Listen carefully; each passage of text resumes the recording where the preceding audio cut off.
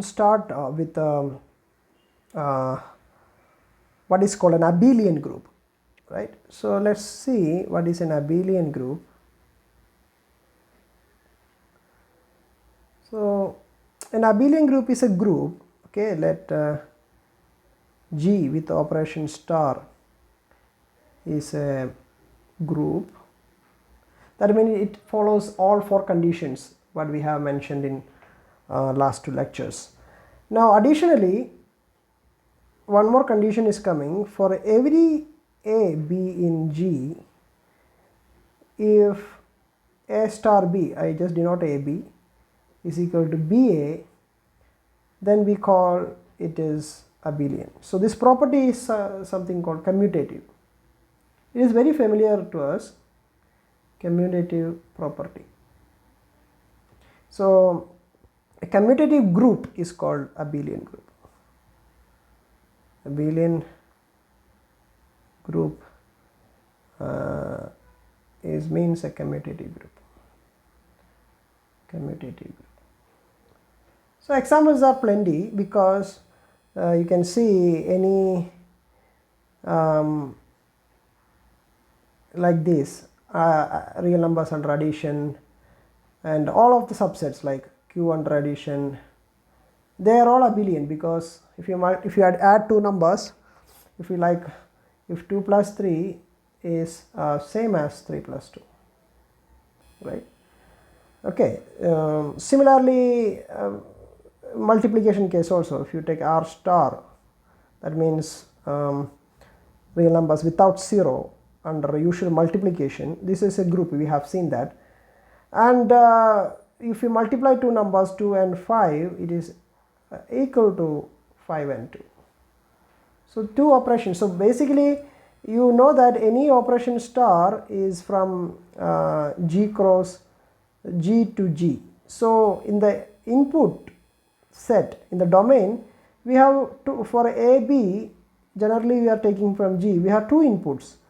One is ordered pair AB, so where it goes, it is AB, and another pair is BA, right? So that also need to be considered, because they are ordered pairs. So now the operation is BA, but these need not be same. For example, if you say take a binary operation subtraction in integers, S dot cross Z to Z. So now try to subtract, take two numbers 2 and 3 from integers. So what is the pair 2 3 goes? So it is 2 minus 3, it is minus 1. But what 3 2 goes? 3 2 goes to 3 minus 2, which is 1. So they are not equal, right? So AB, so 2 minus 3 is not equal to 3 minus 2. So there are operations which are not commutative, but in this case it is not a group also, right? That's the problem, because associativity does not work. So let's look at a group which is not abelian. So example of a group which is a non-abelian. So a group which is non-abelian, then we have to search it in matrices, because we have seen that matrices, all matrices with a non-zero determinant, what is under a usual multiplication, matrix multiplication, is a group, right? So what is GLNR? Here the meaning is the matrix determinant is non-zero. So matrix multiplication is not an abelian operation. It is not a commutative operation. Why? Because if you have a, so let's look at this in a, okay, for example, you take an element 1 0 2 1 and take another element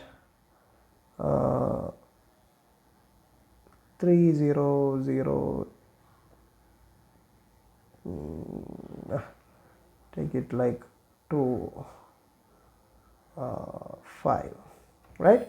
Let's consider what is AB. So AB, you can do this. It is 3, then 0, right? Yeah. Now the second row it comes, it is 6 plus 2, it is 8, and 5. Well, let's look at BA. So BA, 3 0 goes to 1, so you get 3. So first entry is similar. Now 3 0 goes to the second entry, 3 into 0, so that also works. Now 2 5 multiplied by this, 2 5, this row multiplied with this, what you get is 2 plus 7, which is 9. So that's enough.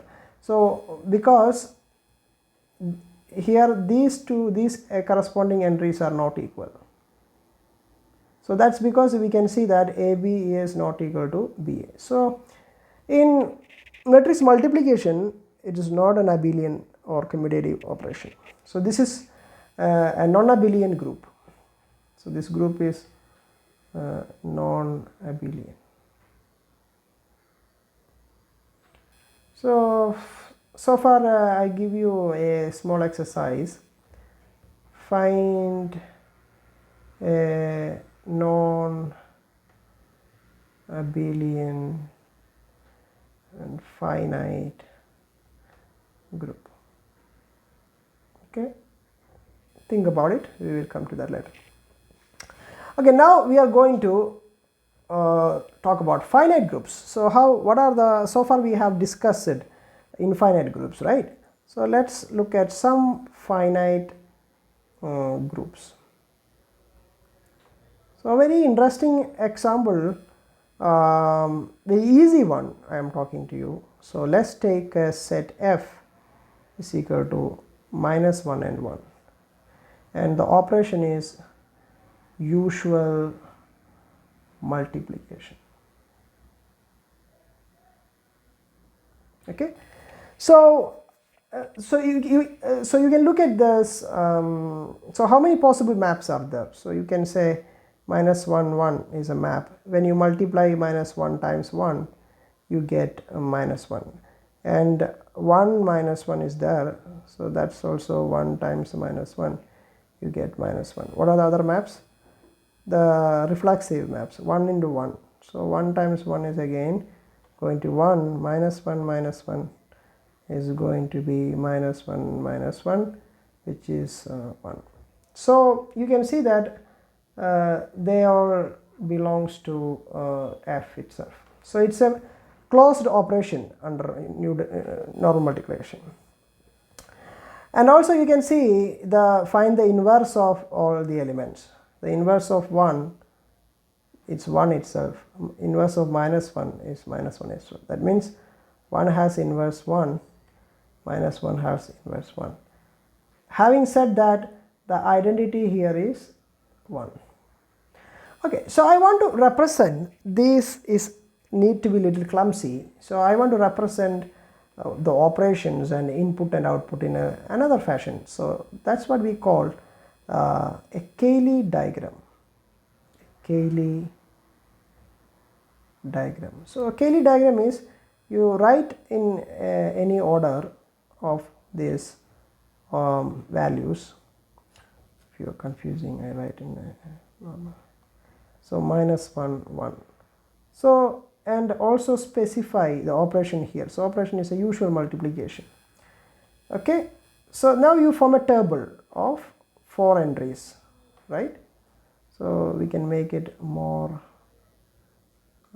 ordered one. So I use a different color to represent. So minus, you start from row to column. So minus 1 into 1, minus 1 is 1. Minus 1 into minus 1, again minus 1. Here 1 into minus 1 is minus 1, and 1 into 1 is 1. So these entries are the output.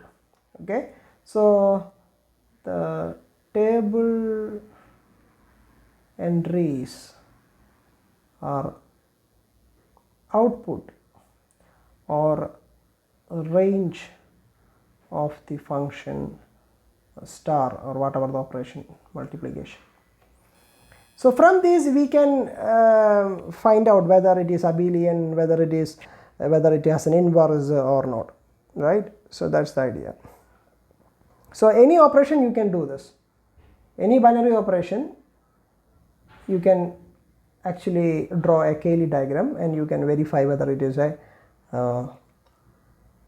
group or not, right? So it is best only when it is a finite group, because you cannot list all the numbers in an infinite group and draw a diagram. So it will be again it's like a plane where there is no boundary. So it's best for finite group, or it is done for finite groups. Okay, so now let's move to some more interesting example of finite groups. Let me denote Z suffix 3 as element starting from 0 increase by 1 by 1, 0, 1, 2 up to 2. Okay, so now I am going to define an operation. You take two elements from Z3, and what I am going to do is I find how the operation define called plus suffix 3, which is nothing but you first add that two numbers, then take the remainder when divided by 3. Okay, so let's do this for few numbers. So 0, 1, that's a map, right? So let's start doing Cayley diagram. That will be best, right? So we will write 0, 1, 2 in known order. So you have to keep the same order if it is, that will be nice. Okay, but doesn't matter anyway. So now the operation is addition modulo. So let me call this operation addition modulo 3, right? Right. So now let's draw this table, right? So there are 9 entries you need to fill, right? Because it is a 3-element group. So what are the entries? So 0, 0 is 0, 0 plus 1 is 1, the remainder is also 1, 0 plus 2 is 2, remainder is 2. So I feel like this because we are taking with 0. 0 going to be the identity here. 0 is the identity, because if you add anything 0 and take the remainder, you get the same value, right? Now what about him? 1 plus 1 is 2. If 2 divided by 3, the remainder is 2 itself. 1 plus 2 is 3. What is the remainder when 3 divided by 3? It is 0, right? So I should write this. So here is 0. Here 2 plus 2 is 4. It's outside the set. But what we want is the remainder when divided by 3. If you divide by 3, one time only it will go. So rest is 1. So this is the Cayley diagram. So you can see that every fellow is inside these all table entries belongs to your Z3. Now are you able to find inverses? What is the inverse of 2? That means if this is B, what is the meaning? 2 plus 3b has to be 0. That means if you want to take one number, you want to add and take the remainder, it should be 0. So that means easily you can see b is equal to 1, because if you take b is equal to 1, what happens is 2 plus 1 equal to 3, and 3 mod 3 is 0. So inverse of 2 is 1. Now inverse of 1 is 2, they are opposite. And inverse of 0, inverse of identity is always identity. So always remember, E inverse is E only. It has its own inverse. Okay. So now I extend this idea to any number of elements. Like I take Zn is starting from 0, 1 to n minus 1, right? Then I define operation plus n. The operation is simply addition modulo n. or if you take two elements from Zn, operation is defined as it is a plus b mod n, the remainder when divided by n.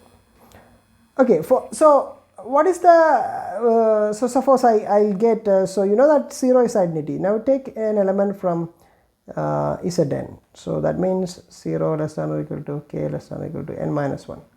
So what would be the inverse?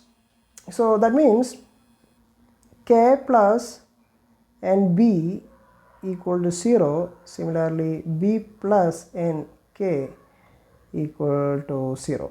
So what would be my b, right? So this means so what's the idea? So k plus b mod n has to be 0, right? So what b I should choose? So naturally the b is equal to, if you divide 0 by n, 0 is the remainder, so right, so n divides 0, so the remainder is 0. So b is naturally you can take is equal to minus k, because why? Because k plus minus k equal to 0, similarly minus k plus k equal to 0. But the problem is minus k is not belongs to Zn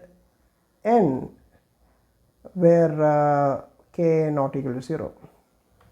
For example, if you take k is equal to 2, if you take b is equal to minus 2, so minus 2 is not belongs to Zn, right? So what do you do? So you search for something else, because we use the idea of modularity. So what we take is b, you take like n minus k.